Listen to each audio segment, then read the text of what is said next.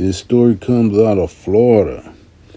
Florida calls for probe of Starbucks over claims of racial discrimination. Why is Starbucks always the center of some kind of racial story? It just is. And if you black and you go on a Starbucks, you need your head examined.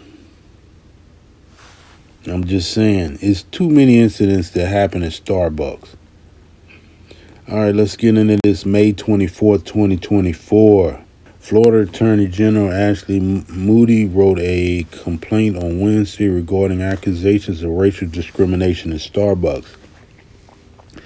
Specifically, the complaint, written as a letter to Florida Commission of Human Relations, discusses apparent racial quotas in Starbucks hiring practices.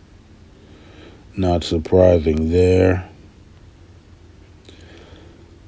Setting and tracking annual inclusion and the diversity goals of achieving BIPOC, Black, Indigenous, and people of color representation of at least 30% at all corporate levels and at least 40% of all retail and manufacturing roles by 2025. So they gotta force them to hire black people. Moody argues that the policies appear to be racial quotas setting specific or race-based unemployment targets, which could violate the law.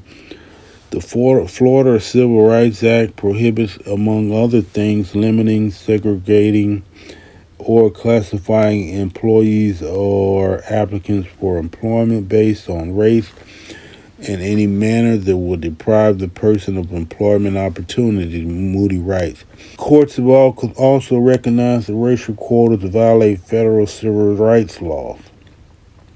As a result, Moody said that the FCHR should investigate Starbucks hiring practices as well as its anti-bias training, which she claims is aimed at persuading white employees that they are the problem, to determine whether the company has violated state laws. The full complaint has been added to this story and can be read in the media reviewer below. Okay, let me put my opinion on this story. It seems like Marilyn Moody, I think is her name. I believe she's a black woman. I've seen a video of police pulling her over and trying to give her the business. I believe what she's doing. Let me go back to the spot where she's saying that's a race-based policy and wants to do away with it.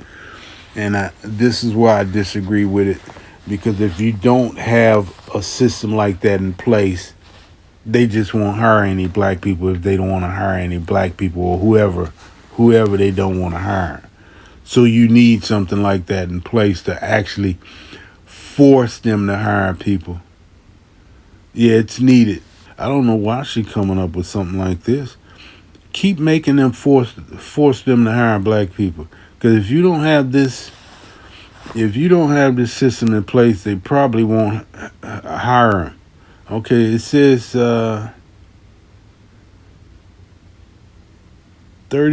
of all corporate levels and at least 40% of all retail and manufacturing.